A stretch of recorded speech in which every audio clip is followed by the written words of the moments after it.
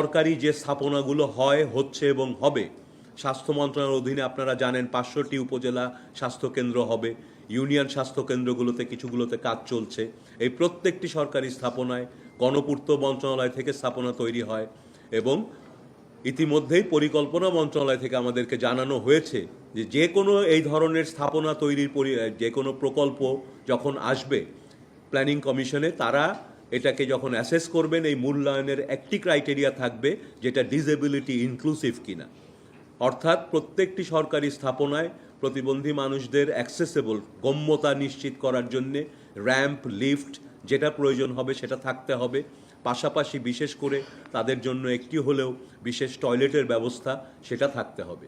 একইভাবে শিক্ষা মন্ত্রণালয়েও আমরা জানিয়েছি যে তাদের স্কুলগুলোতে র্যাম্পের ব্যবস্থা, পাশাপাশি প্রতিবন্ধীদের জন্য অন্তত একটি করে টয়লেটের ব্যবস্থা থাকতে হবে। সামনে দেশে আমরা ইলেকট্রিক ভেহিকেল, ইভি, যেগুলো বিদ্যুৎ চালিত গাড়ির উৎসাহিত করছে আমাদের সরকার।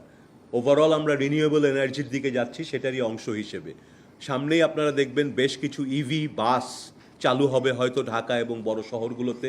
আমরা সাজেস্ট করছি, রিকমেন্ড করছি যে এই ইভি বাসগুলোর ভেতরে যেন সেই ব্যবস্থা রাখা হয় যাতে সেগুলোতে হুইল চেয়ার ব্যবহারকারীরাও উঠতে পারেন। আপনারা দেখবেন দেশে বিদেশে বিভিন্ন জায়গায় এই ধরনের ব্যবস্থা আছে, এই বাসগুলো হুইল চেয়ারকে সহজেই নিতে পারে। মূল বিষয়টি হচ্ছে যে আসলে আমরা বিশেষ চাহিদা সম্পন্ন ব্যক্তিদের চাহিদাগুলোকে শুধু চাহিদা আকারে দেখছি না, আমরা এগুলোকে তাদের অধিকার আকারে দেখছি এবং তাদের সেই অধিকারগুলো শুধু স্বাস্থ্য না, শুধু সমাজ কল্যাণের বিষয় না। বাংলাদেশের প্রতিটি নাগরিক, প্রতিটি পলিসি, প্রতিটি মন্ত্রণালয় অন্য সকল নাগরিকের সেবা নিশ্চিত করার পাশাপাশি প্রতিটি প্রতিবন্ধী নাগরিকের সেবা নিশ্চিত হওয়ার জন্য কাজ করবে। সেই আঙ্গিকে আমরা নতুনভাবে তাদেরকে সমাজে ইনক্লুড করে একটা ইনক্লুসিভ সোসাইটি গড়ার চেষ্টা করছি।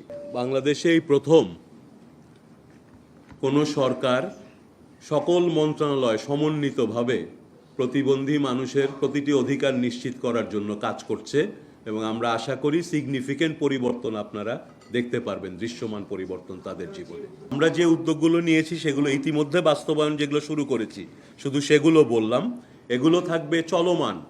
কারণ আমাদের দেশে কোনো কোনো সার্ভে অনুযায়ী 2 থেকে 3%, কোনো কোনো সার্ভে অনুযায়ী আপ টু 10% মানুষ নানান মাত্রার প্রতিবন্ধিতার শিকার, অর্থাৎ প্রায় 2 কোটি মানুষের এই সমস্যাগুলো রয়েছে, তারা অধিকার বঞ্চিত আছে।